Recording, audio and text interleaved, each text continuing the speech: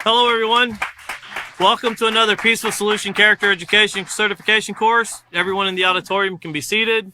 Welcome to all of those that are watching online internationally. Thank you for joining us once again here from the headquarters of the Peaceful Solution in Abilene, Texas. We thank you once again.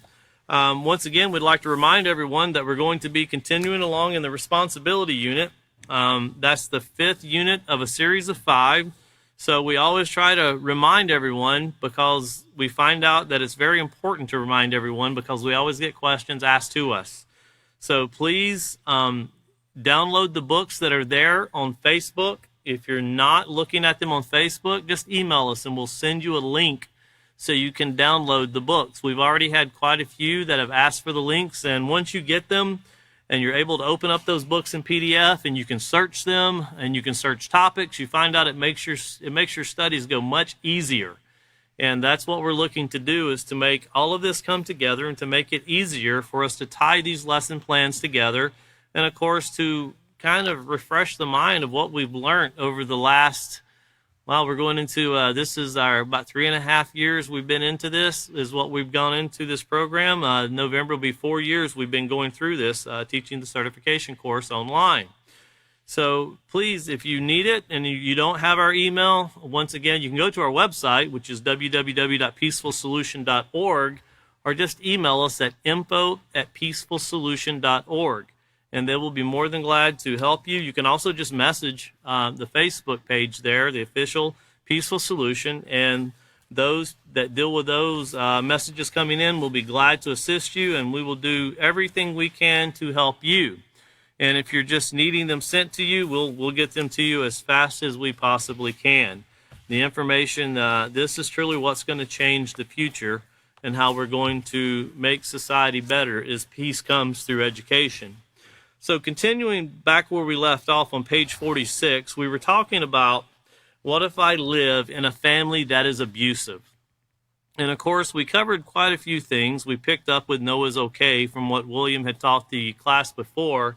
And we were going into how that involves ownership and how, of course, it's giving permission and what it takes to give permission. And then we talked about how, when you have young people who are in that adolescent stage, they're leaving the stage of being a child and entering the stage of being an adult.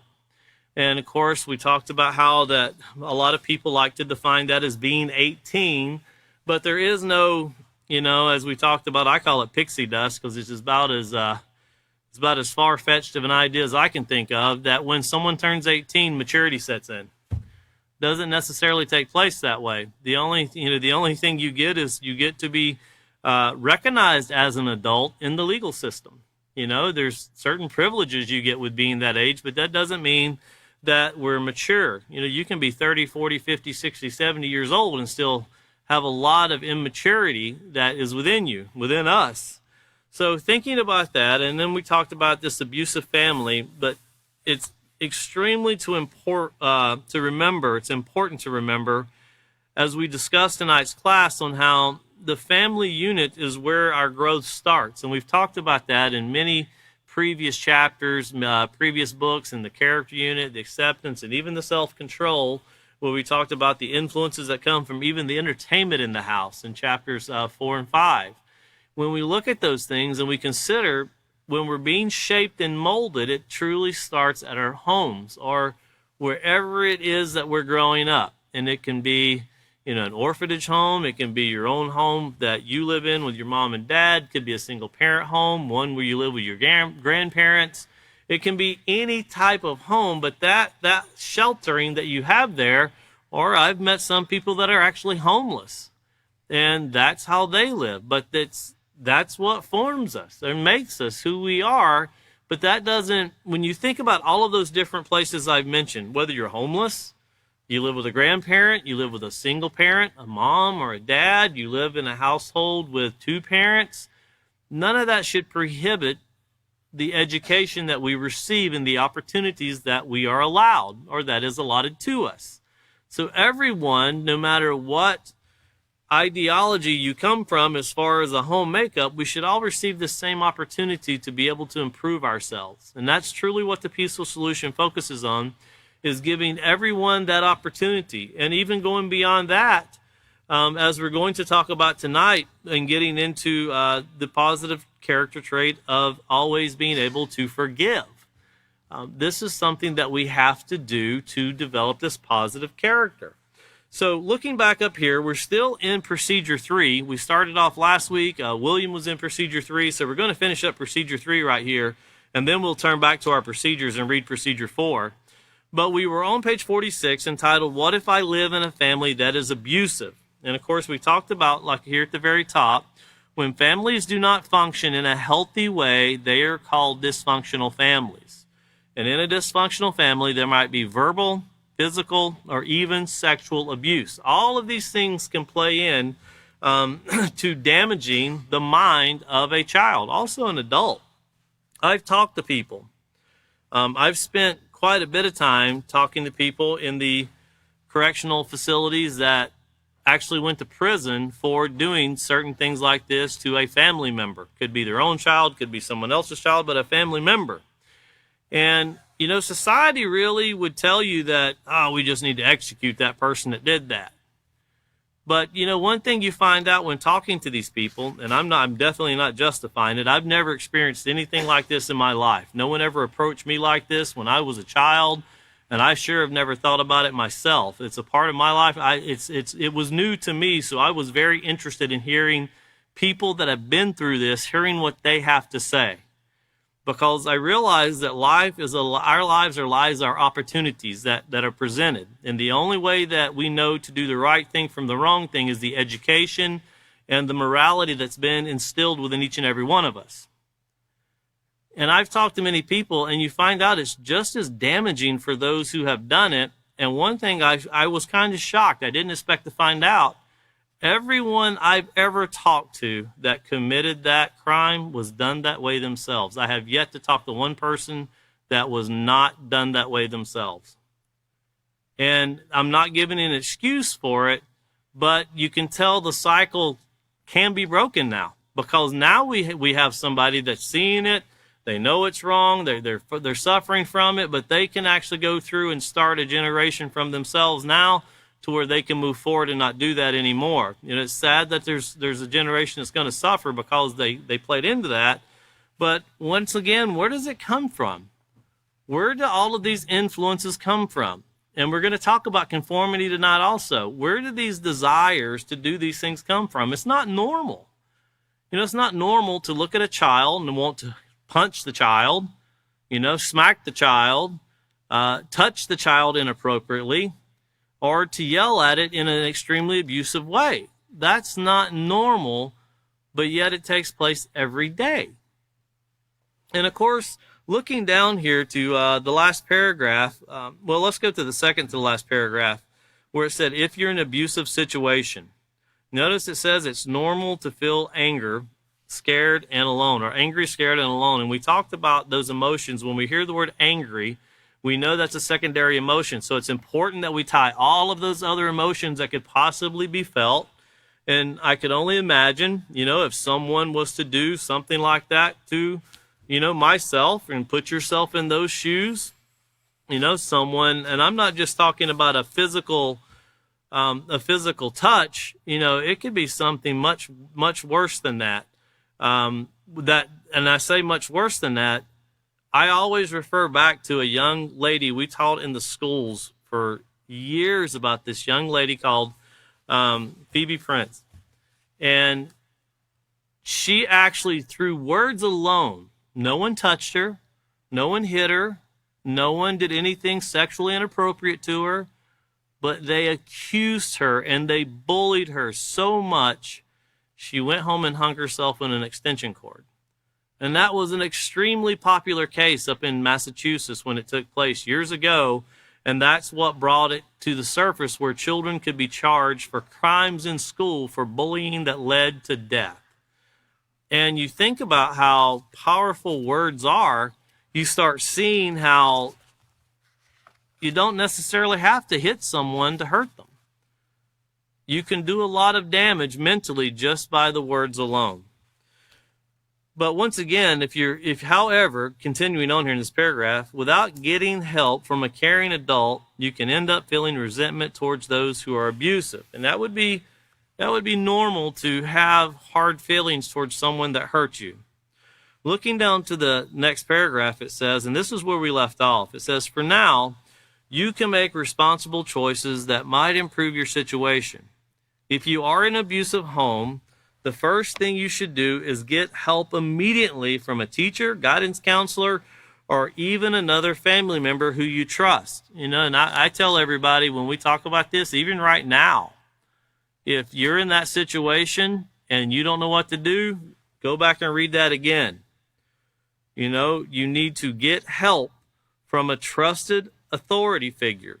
A teacher, a guidance counselor, or even another family member. Get help. Reach out. Cry out for help. There's no reason for a person to have to endure that. And they should never have to endure that. But once again, what created this environment? What has created the society we live in? I would encourage everybody to go back and watch the classes we talked about in great detail in the self-control unit when we talked about the influences of social media, the influences of music, movies, and all of these things that are all based around a 3-letter word. And when we get to the next unit, known as the Building More Excellence unit, we'll have a whole section just on that 3-letter word and how it's destroying the hearts and minds of society. And there's so much more to bring out on that we'll get to in those classes, but sadly, people use others as a form of income. They use others as a form of entertainment. And I'm speaking on the physical side of it, to the point to where sick minds will spend thousands of dollars to get people to do the most bizarre things to themselves so they can watch for entertainment, and it's considered perfectly legal. That's the society we live in, and we wonder why people are suffering. Well, until society changes, that way of living, that mindset, that destruction that's going on with our youth all the way up into the adults, it's never going to change. The only thing that makes it legal is you just got to be 18, right? That's it. As long as you're 18 and everybody's honest when they click that button. But I tell you what, there's some bizarre things taking place in our world that I'd like to see have an input to it immediately, because the people that are suffering, and they're doing it for economic status because they have no money, but somebody found the perfect combination with a country that has sick minds and credit cards and a country that has nothing. You put those two together, you get a very nasty recipe for entertainment. And it's a very sad thing. But continuing on, speaking about this, it says, you must always forgive. Forgiving might not be easy, but without this character trait, you can allow resentment to turn to hate. The emotion of hate can hinder your positive growth and development. If you do not have a supportive home, you now know through the Peaceful Solution Character Education Program what is acceptable behavior and how to build a positive character. And I want to bring your mind back to our first slide here. And this is going back to thinking about what we've covered the last class and this is page 38 of the character unit. And we're going to kind of tie them in together. But this is we talked about how we teach with echoes, and we're really echoing things we've already spoke about, but now we're putting in the responsibility for it. And that's why we're talking so much about what's going on in our society and now who is responsible for it. Before, we talked a lot about the problems that are going on. But now in this book, we're really going to try to see, well, who is responsible for what is taking place? Well, part of it, we all have a responsibility in it, because if we've ever done anything that could cause any of these things to take place, or we've laughed about it, found it amusing, partook of it through any foolish activity, we're part of it, and it's not hard to do. But here in the slide it says, and this is from the character unit, page 38, when there are problems at home, just as you are an individual with all of your likes and dislikes, your unique way of thinking, feelings, and behaving, so too are your parents. No two set of parents will raise their children in exactly the same way. Parenting styles differ from one home to the next and are a combination of many different factors. An adult's experiences, values, and character define what kind of parent he or she will be. So just take that concept and now put into where we're talking about the responsibility of educating ourselves to be better leaders, to be better parents, guides, instructors, and start thinking about the things that we could put an end to by just getting an education on what is right and what is wrong. Because we've learned experience doesn't fix it. And you can look right now, just Google, look at headline news. Whenever we're in 2024 and headline news is syphilis rates highest it's been since 1940. Syphilis. And this is something they said they thought they knocked out. And the only problem they can find out they have right now is they don't have enough drugs to inject everyone with. You would really think that a society, well, we have a major problem with sickness. This is how we're creating this sickness. We should probably stop doing what's creating the sickness.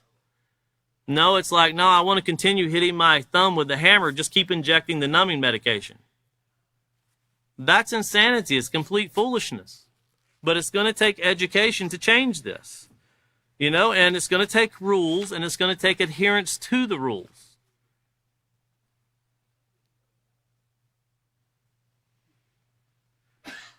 Continuing on here, it says, although most parents treat their children with love and respect and provide them with safety, food, and shelter, there are some parents, because of their upbringing and choices, who are verbally, emotionally, physically, and even sexually abusive to their children. In these homes, parents are often negligent. In other words, they do not provide their children with sufficient food or clothing, nor do they give their children attention or love. Homes where these types of abuse and negligence occur are called dysfunctional homes. And looking over to the next slide, this is the bottom of page 38. You see here where it talks about physical abuse results in internal and external bruises, fractures, brain damage, permanent injury, or death. And then you see over here to the side it says emotional and verbal abuse. Even though physical pain is not inflicted, emotional and verbal abuse are just as damaging. Years ago, the National Committee for Prevention of Child Abuse made the public aware of this form of abuse by displaying posters that read, "Words hit as hard as fists." And I remember William and David both showing a slide that shows a fist projecting from someone's mouth to really stick it in our minds of how this affects us. It says you can't do anything right, or these are things that are being said to the child. Words hit as hard as fists. Words such as "you're stupid," "you can't do anything right," "I wish you were never born," cause rejection, fear, and resentment. And then looking over there to the side, you see the child drop the glass, and of course the parent there saying, "You're so stupid, you can't do anything right." And you think about what kind of encouragement that is. There's none in it whatsoever. There are rules that guide and protect us, but we also have to, of course, train and teach to adhere to those rules. Looking over to the next slide, I just want to get this in our minds before we get into our activity that we're going to do very quickly, and then we'll get into the fifth procedure. But it says here, this is from page 44 of the character unit. What is a healthy family? Notice here it says there are many dysfunctional families where there is child abuse, alcoholism, and substance abuse, but there are equally as many families that are loving and all members are respectful to each other. However, in most families today, there are many conflicts. The average family consists of anywhere between 2 to 5 people, and although they all share many character and physical traits, conflicts exist due to each person's individual qualities. And, it also talks about, remember, our experiences, what we go through throughout the day. Siblings argue and parents often disagree openly on many subjects. The difference between a healthy family that has been trained or have trained themselves in moral character and a dysfunctional one is that in a healthy family, all family members are giving the love, respect, and support that is needed to develop moral character traits. And that doesn't mean that, you hit your wife and then buy her a dozen roses and set it on the counter. Doesn't mean that, I used to laugh when someone told me one day, they said, I feel sorry for people that never had a parent that tell them they love them.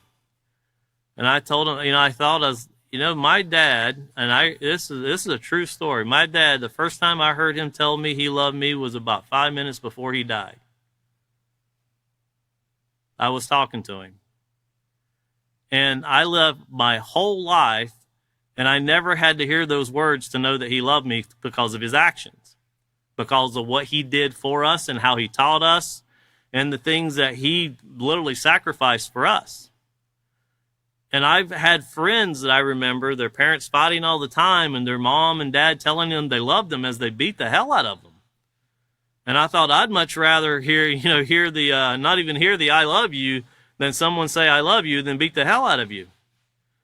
It's very confusing. And as we talked about before, love is one of the most misunderstood emotions that we see in society today.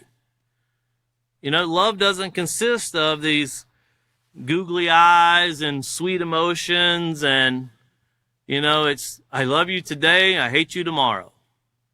And that's what takes place in society. Well, you can't love a child today and hate them tomorrow. You can't love your spouse today and I guess you can do it. People do it every day, but you shouldn't. Love your spouse today and hate them tomorrow. This is something that we're talking about, building a family unit, molding and shaping. Whenever there's cracks in it, one of the most destructive things that I've seen people go through are single family homes where one parent just leaves and neglects, where they're not around, actually just don't want to be around. They choose not to be around. That's something that is very hard on a child also, because they feel like they're the reason. It's them. That's why the mom or the dad doesn't want to be there. In reality, there's reasons that the child cannot even imagine that's going on, taking place. Not saying they're right, but that's affecting the child. And how's that going to work when the child grows up? It's going to carry on. I'm sure all of us, as we're sitting here in this auditorium right now, we all grew up in different houses, and people watching online in different countries. I recently just went to a country, and I met a lot of people. And the one thing that it didn't really shock me, but I started asking questions. I didn't meet anybody that was with their original person they married to begin with. There were people that were married, but it was like third or fourth marriage. There were a lot of single people, and I finally asked, why do people here in this country, why do they get divorced? And they kind of laughed and said, well, we really don't get married. We don't do marriage certificates. We just move in and we live. We get tired, we move out. And I said, well, what happens to the children? What occurs to the children? Well, they go with the mom or the dad. And this is the same country that told me success is having food to eat. And you think about the pressure. I talked to some of the children, and I tell you, out of 10 children I talked to, I would think 8 of them are suicidal because of the pressures. They don't know how to deal with it. And it's horrible. But, I'm not here to tell those people what is right and wrong, and I'm not here to correct their culture. I'm here to, as the rest of the Peaceful Solution is, to assist them just like they can assist me in helping me learn better things. And that's how we do it together, not by pointing the finger at each other, but by figuring out how did we break it and how do we fix it and how do we move forward. And that's really what we're looking to do. Well, with what we've learned so far, we're going to do the activity here. Let's look at the bottom. It says, answer true or false the following statements first. As a young adult, you do not need the advice of parents, guardians, or other authority figures. Now, you're asking your classroom the students this, and you can imagine what some of the students will say. As a young adult, you do not need the advice of your parents, guardians, or authority figures. Well, that would be false, of course, but if someone says, no, you don't need that, ask them why. Get them to explain, how is it that you can move forward without this? And then just ask them a simple question. Most people think when they're 16, 17, and 18 that getting a car means you just drive one. They don't know about the car payment, the insurance, and everything else that comes along with it. They think it's just you get a license and it's supposed to fall from heaven. Your parents are supposed to provide you one. And when it breaks or the oil needs to be changed or anything like that, somebody's supposed to pay for it. That's not reality, though. But here you have the next one. It says, parents, guardians are also your teachers. Very important question. And remember all the way back to the first chapter of the character unit.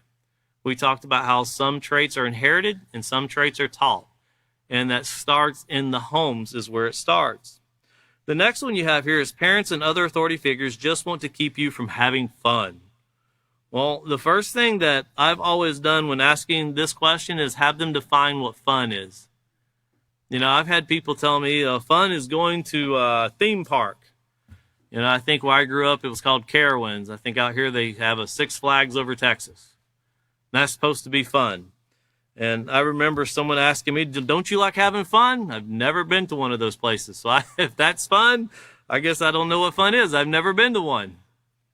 I never could afford to go to one. So I don't know. But, they asked me one time, what do I consider fun? And I guess when you get older, fun is having a day of success with no stress. That's fun. It's where things come together. And fun is enjoying. You learn one thing that, and this is something to stress to young people. And it's a hard thing to get across. And the author of The Peaceful Solution used to tell me this. You don't realize how fast life goes by.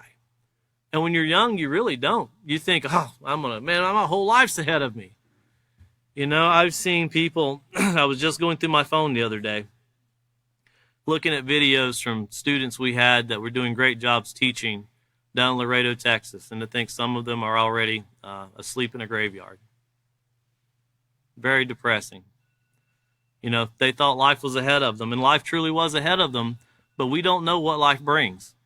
We don't know when things are going to end, and when they end tragically, it's a horrible thing. But no one knows when that time's going to come. We can't even say what tomorrow's going to bring. So sometimes that will wake up young people, but sadly that lesson is quickly forgotten and it becomes, it was only them. No, there's a lot of young people dying every day. We just had a man today that working on the highway out here, the interstate, I-20 out here in Texas, doing his job, got hit by a truck today. I doubt when he got up to go to work that his plans was to get hit by a truck today. So you can think about that. And of course, going back into this fun, a lot of people die having fun, at least what they define as fun. And here, number 4, it says, one way you can be responsible for yourself is to be humble and accept the advice and correction of those who care for you. And that's one thing we have to understand is understand and learn that they do care for us. Having care, consideration, and concern. But, when correction first comes, it's not really welcome. Nobody likes to be told you're doing something wrong. You're thankful for it. I'm very thankful that my parents corrected me growing up. I didn't like it at the time, but I'm extremely thankful. And my parents were strict. You didn't get to go do what you wanted to do. And back then, I thought it was horrible. Now I'm extremely thankful that I was kept from a lot of things, because there's a lot of things when people try to explain things to me, I just don't understand it. And I tell them, I had somebody, it was a couple weeks ago. Well, you know what it's like to go to a nightclub?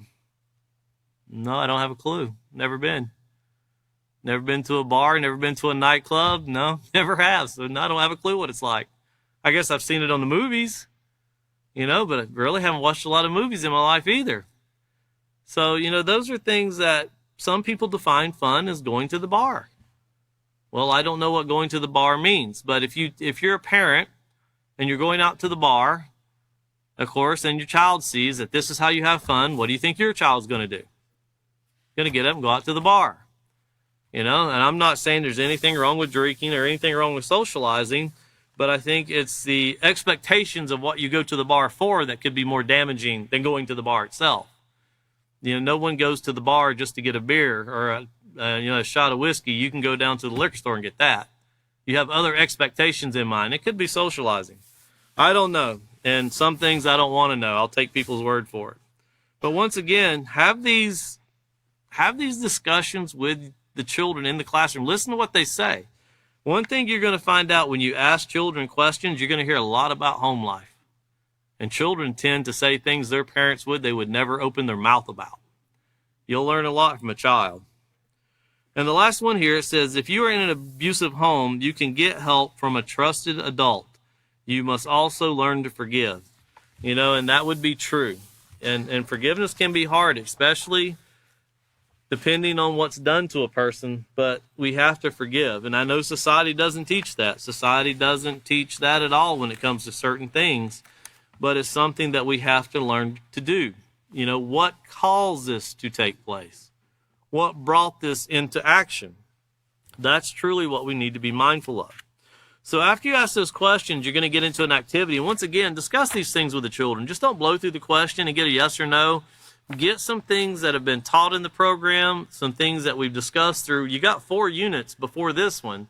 They can bring anything from the character, the acceptance, the self-control, or the respect unit, and bring all of those things along with the first 2 chapters. We're in the 3rd chapter now. They can bring all of these things together and use those in their discussions. So encourage the things that they've learned to be the forefront of the discussion. You're going to hear a lot of, ideas from certain people, and that's fine because they're going to have different lives. But try to make sure that when they give their answers, it's based on something they've learned. But looking back here to Lesson Plan 3, page D, activity, it's Procedure 4, the activity. Now, this is something that if you have your parenting manual, if you go ahead and put up the slide, I think I put it on the slide, not parenting manual. If you have your responsibility manual, your teacher's manual, you'll see here some cutouts. And I'll be the first one to admit that we should have done this better. If you have a teacher's manual, don't cut them out. If you cut them out, you're going to cut out your procedures along with it. So make a copy of them. We're learning also here in the Peaceful Solution, and we'll learn how to fix this problem also one day. So once again, if you have a manual, print them. Print them on a printer. Don't cut them out of your book. If you do, you're going to lose procedures 7 through 9. So here you have those, and we'll keep those up on the slide right now as I read the procedure, because this is what we need for the activity. I realize they're really small. I just wanted to put those up there for everyone to see what I was talking about. So the activity is, what would you say and do? Note, prior to this lesson, copy the scenarios found on page F and G of the lesson plan. So once again, we stress copy. I'm only saying that because someone recently just cut them out. Copy them. Cut the scenario parts and place them in a paper bag for each group to choose from. So you're going to separate your class into different groups. You have 5 activities here, so you could actually, if you have up to 5 groups, you can do so. And we've done this before with a group that we were teaching to take around the United States to teach, and I tell you, you can have a lot of fun. The only thing that takes place with these classes, the time flies by really fast, and an hour can go by, and you don't realize it. So make sure you're watching over your time, because it can really go by really fast. But it says instruct students to divide into 4 to 6 groups, depending on the size of class. Well, we have 5 activities there, so you might want to limit it to 5. They are to brainstorm the scenarios and decide how they would handle the situation as the parent guardian and how the child should respond. After each scenario, discuss the following. 1, or A, if the parents, guardians handle the situation appropriately. So this is something you're going to be watching. If you have 5 groups, 1 group's going to be doing the activity. The other 4 are going to be evaluating. Did they do this properly? And then B, if the child's response helped the situation or made it worse. And just to give you an idea, say you have 5 groups and 1 group does this activity right here. We'll select number 1. And it says Giovanna's friends called and said she was going to watch a documentary on AIDS at the library. She and some of their friends wanted Giovanna to go too. Giovanna knows you already have planned family activity, but asked to go anyway. So here you have someone that's getting pressure from friends. At least it's educational, but there's already an activity planned. And if you've ever had someone plan a family reunion and you decide you don't want to go, you realize in some situations that's not allowed. I have experienced that before. You're supposed to be present at all family gatherings. I have family now. I look forward to family gatherings, but years ago I dreaded family gatherings, to be honest with you. But here you have, as the parent and guardian, what would you say and what would you do? So you're evaluating. How would you handle it? And then as Giovanna, how would you respond? Would you throw a tantrum? I want to go do this. I want to do that. You can't make me do this. You're forcing me. And it can get into very bizarre ideology. But when it comes down to it, who's the one that's, you can say in charge, but we're going to say responsible for the child? It's the parent or the guardian. That's the one that actually should be given instruction. And of course, you think about these things, and brainstorm means consider everything that can take place. The family reunion could be a long distance. You could have a situation where they're going to be gone for a period of time. Take all of these things in and come up with a situation or scenario and then evaluate how it's handled. And then number 2 here, it says Luke and his friends all decide to wear their clothes inside out to school. As he comes downstairs and greets his parents, they look up and are surprised. Luke acts as though nothing is wrong. Finally, his parents ask if he realizes his clothes are on inside out. Luke then lets them know what he and his friends plan to do. Now, you could only imagine how pleased the parents must be at this time to see their child with all of their clothes inside out. It's as a parent, you can imagine how embarrassed you would be. I remember being in school when, and I don't even know what started the trend. A lot of guys got to where they switched shoes with other guys, and they would wear 2 different shoes. And it was like, I never understood it myself. It's kind of bizarre to me, but that was a huge trend back in the early 90s, late 80s, early 90s. But, I also have seen where children come to school with things that are inappropriate, things that endorse negative character. That's a situation where someone, if that's all they have and they can't get back home, it should be flipped inside out. That's something that should be done. So think about, there are some situations where you might have a situation where someone does need to do something like that. You can't exactly send everybody back home all of the time. I know when I was in school, if you wore something that had a beer advertisement on it, you were made to flip it inside out. Or you had to take it off, one or the other. If that's all you had, you were going to wear a shirt inside out the rest of the day. That's the rule. There was no other way around it, because beer advertisement was not allowed in school. And I could think of some other situations where that could also take place. But of course, ask your students, how would they respond?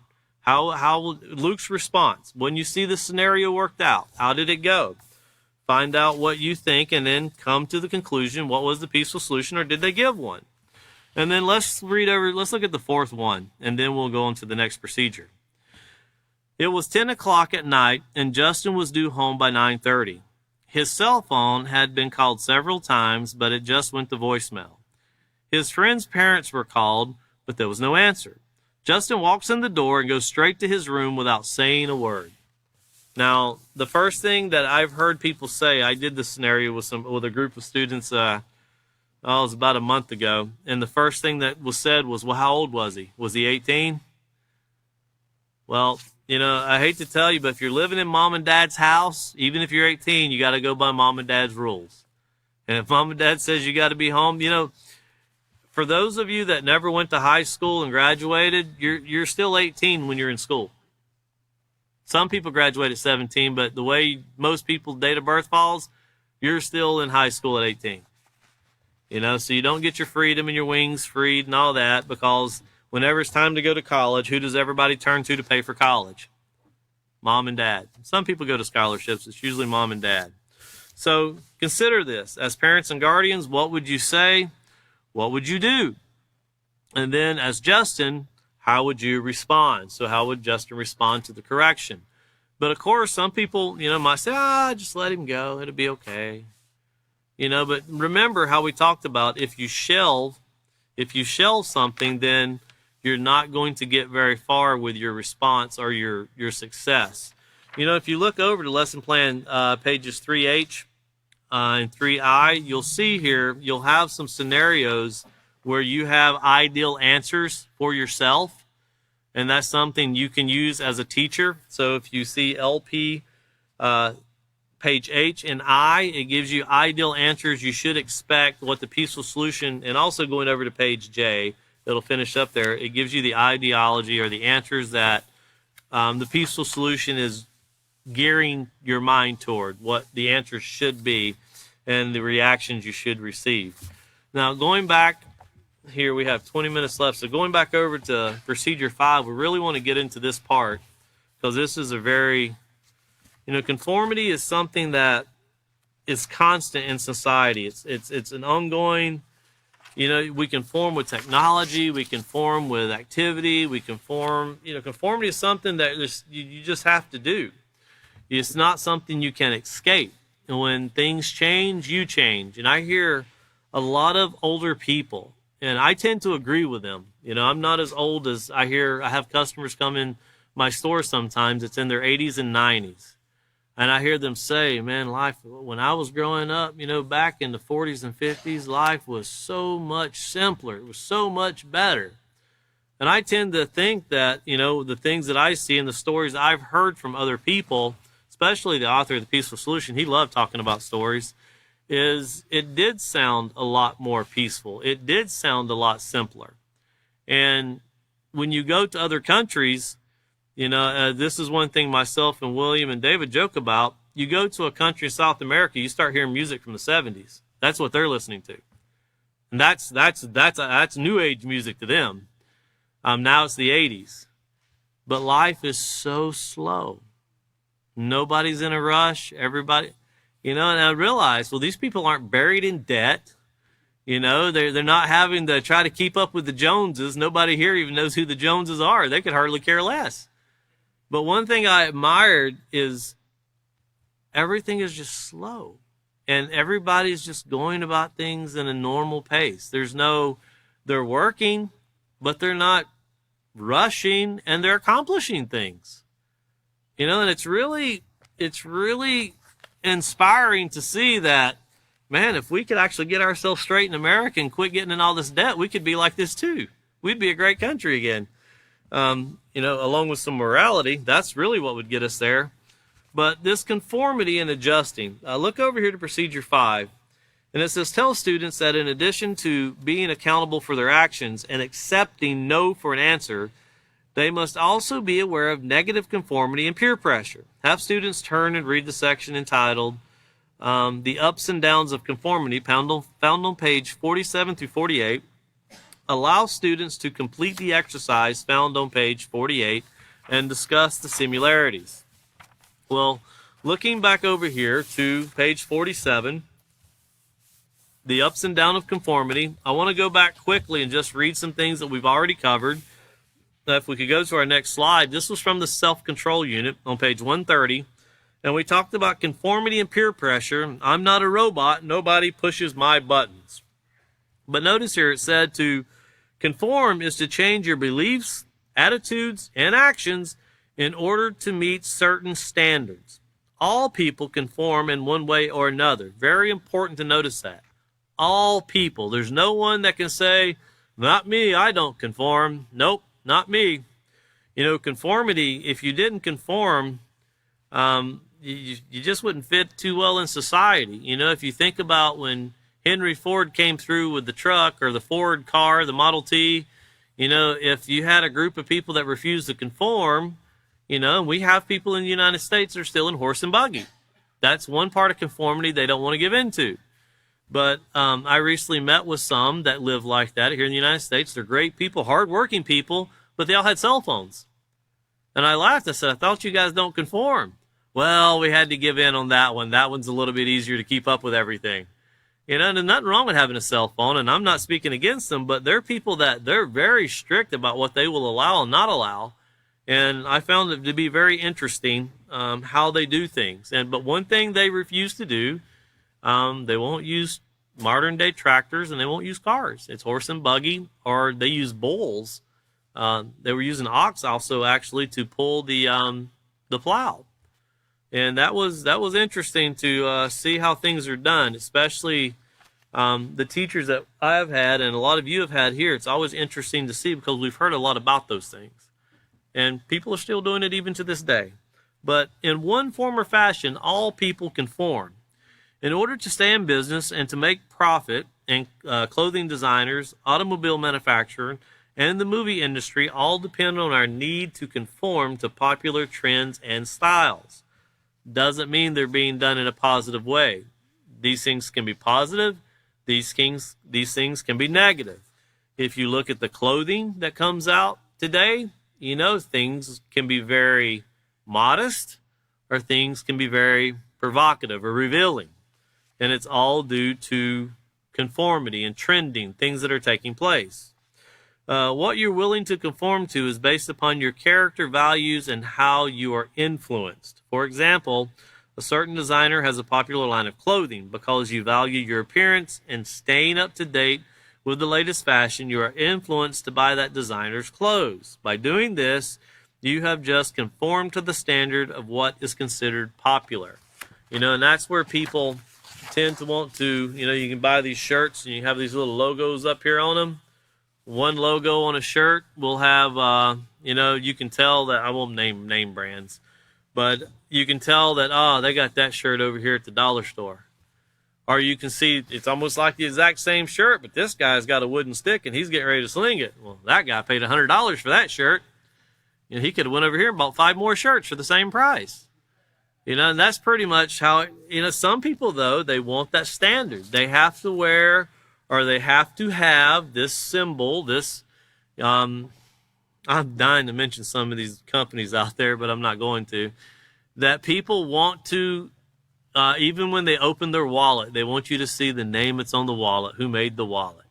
And people are very big on that. Women are like that with their purses, too. Where there's some purses, the name, that's all the design is, and the outside of the purse is the printing of the company. And you're talking about purses that sell for $2,000 and $3,000. And that's just so people can see them. And I've always thought that if it's meant to carry money and it costs you more money for the bag you're carrying than the money you have in the bag, it's probably a bad idea. And I don't know many people that carry around $2,000, but this is the conformity because you want to fit in. You want to be in with the in crowd. How dare I can't go to this event at the country club unless I have this bag and this pair of shoes. Everybody has to see me and know that I spent money because they're all doing it. And how dare you go if you don't do it? Well, that's really big. That's the keeping up with the Joneses. Well, looking here to page 47, and remember that we all conform one way or another, and we're talking about being responsible now because there's positive and negative conformity. But it says developing responsibility toward yourself also includes being aware of who your friends are and what you're willing to conform to. Go ahead and write, once again, chapter 4 of the acceptance unit beside that, because that's where we went over even the 4 stages of what it means to even choose a friend. Of course, we have to be responsible for that, but there's a lot from chapter 4 you can pull out for yourself. And we also went on in chapter 4 of the acceptance unit also talks about conformity. And we'll read a slide from that here in a minute. But notice here it says to conform is to change your behavior and attitude to be in agreement with certain standards or customs. For example, obeying the speed limit and other laws is a form of conformity. But so too are joining a gang, taking part in criminal activities. In other words, conformity can be either positive or negative. So once again, it has the great side of it, and then there's the bad side of it. And just because we're conforming to something does not mean it's positive. Conformity is part of human nature, and there are many examples of conformity within society. The clothing, music, and automotive industry, just to name a few, make billions of dollars each year because they market to our need to conform. And you think about just think about society in general, how much has changed over the years and how much people have conformed. And think about how much just COVID coming through changed drastically, even the way we do business, to the point now to where you go to pay you're at a store, you go to pay your bill, you just stick your phone, hit your button, pay your bill.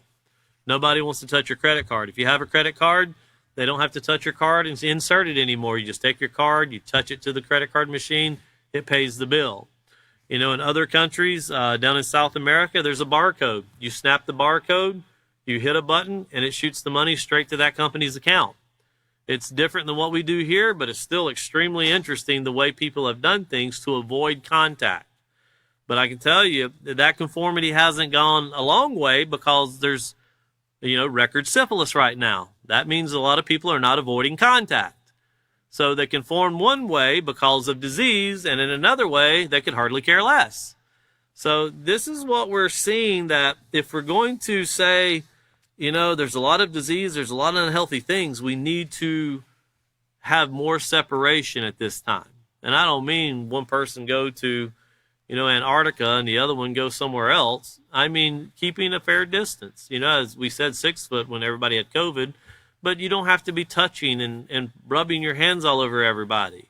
That doesn't have to take place. But, of course, that would require some responsibility and some self-control. Well, when we say we do this so we can keep things healthier, then we should, if we're following those standards, we should have a dramatic reduction in disease like syphilis or gonorrhea or herpes or these other diseases that require some sort of contact. Obviously, this is not taking place. Well, there's conformity, but why, the reason I mentioned that, why is this taking place? What leads to this taking place? What is the cause of this? I remember one time the author of The Peaceful Solution was speaking to a group in Dallas. And he was talking about the rise in sexually transmitted diseases. And he looked at the audience and he said, a person can't want something they haven't seen. He was an Okie and he spoke very Okie. And he just clearly told them, I don't know how a man or a woman can want something they've never seen. It seems like if you don't show it to them, they won't want it. And, he said it very country-like, and everybody there was like, that's the most amazing thing I've ever heard. But everybody left and went on their own way. Now, he kept teaching that his whole life. He kept teaching it. And if people would follow just that little advice right there, we can make a huge difference in this world, but we don't. People monetize what people will pay to see things they shouldn't see. And it's become monetized now to the point where we'll show you, we just need some money to show you. So it's so backwards from what it should be. But who's responsible for it? Once again, well, we as a society. And we can look and say, well, I'm not doing it. If you don't help to fix the problem, you're just going to accept the problem. And we don't have to go out and have, like the early crusades that took place. Peace and these changes come through education. That's very important. But continuing on here, we're back into how the automotive industry and, of course, all of these others, they market our needs to conform. It says they make it appear through commercials and magazine ads. I don't know when the Super Bowl is, but you're going to see the most expensive commercials made for the year come up at that time. That everyone is buying a certain product, getting a certain hairstyle, and driving a certain car. And if you don't conform to these standards, you'll stick out like a sore thumb. I found this out the other day when I pulled up beside a group of boys, and, I usually drive Fords, and I pulled up, and they were like, what are you doing in a GMC? What occurred to you?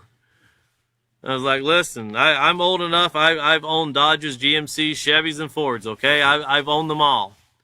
And they all get you from point A to point B. But if I want a job done right, I'll go get my Ford. And, of course, they just laughed at me on that one.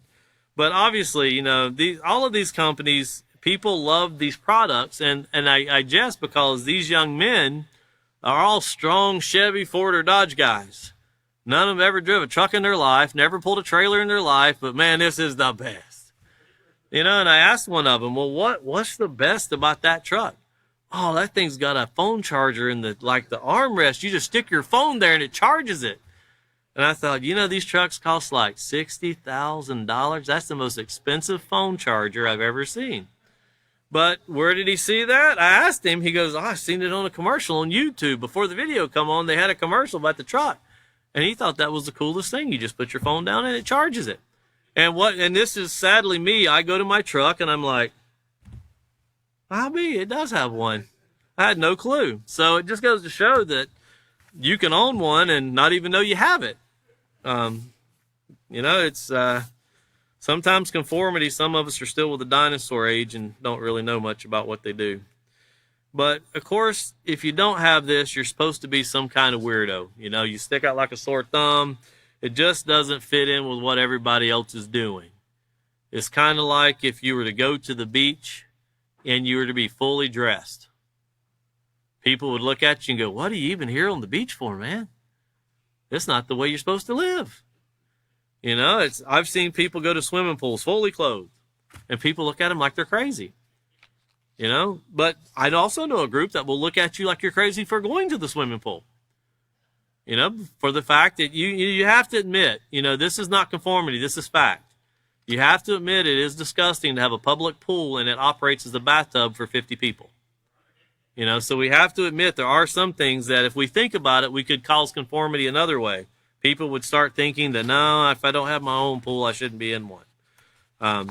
That's my stance. I know they make certain chemicals they put into them, and health standards say they're perfect for they're fine for the population. I'm speaking for myself.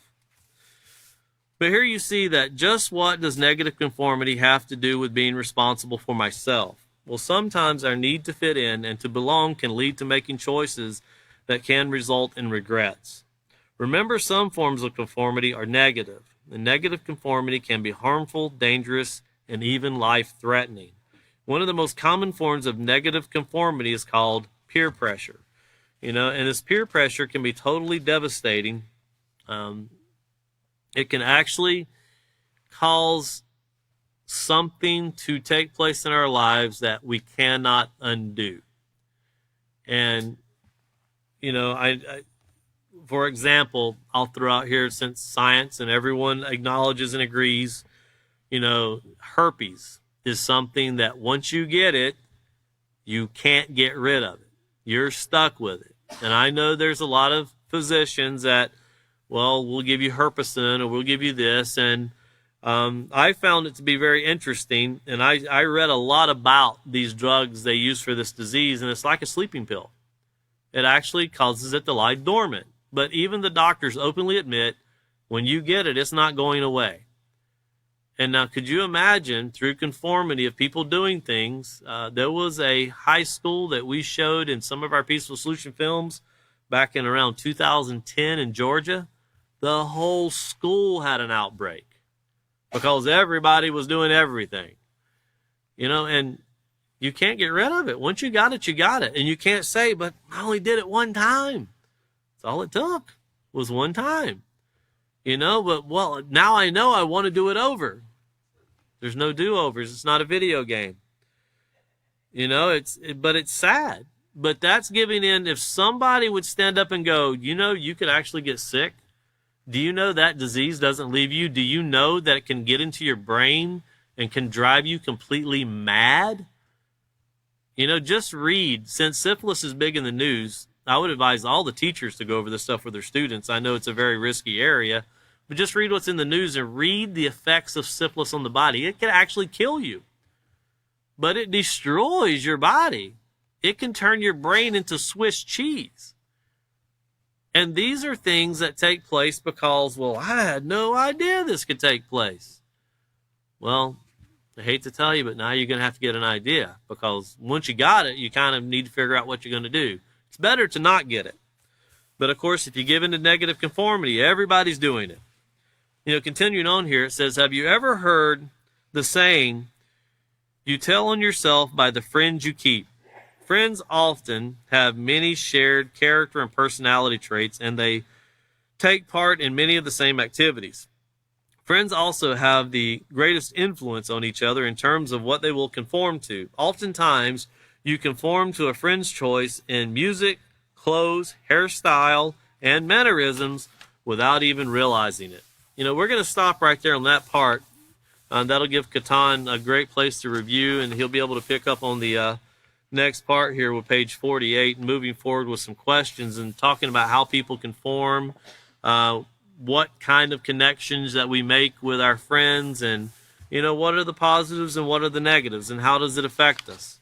And it's very important that we really, truly think about the peer pressure, the influences that we allow in our family lives, in our children's lives, even in our classrooms, that come through radios. Well, now you have telephones. The telephone is everything now. Computer, it's everything. We've been to schools to where one in Laredo, Texas, it was the best system I've ever seen in my life. Once you walked into school, your phone was just the scatterbrain. You couldn't use it. You walk outside the school, it immediately started working again. I don't know what system they had, but they said they had such a problem with children and cell phones. They had that system installed, and you couldn't use your phone. The only downside was neither could the teachers if that was an emergency. They were still back on the old intercom system that most people still use, but it's kind of a thing of the past. So think about these things as they're allowed into your family life and consider what we can do as a society to rid ourselves from these things. So our next class will be coming up this Sunday. It'll be February the 4th, this Sunday at 5:30, and our teacher will be Katan. Thank you once again for joining us.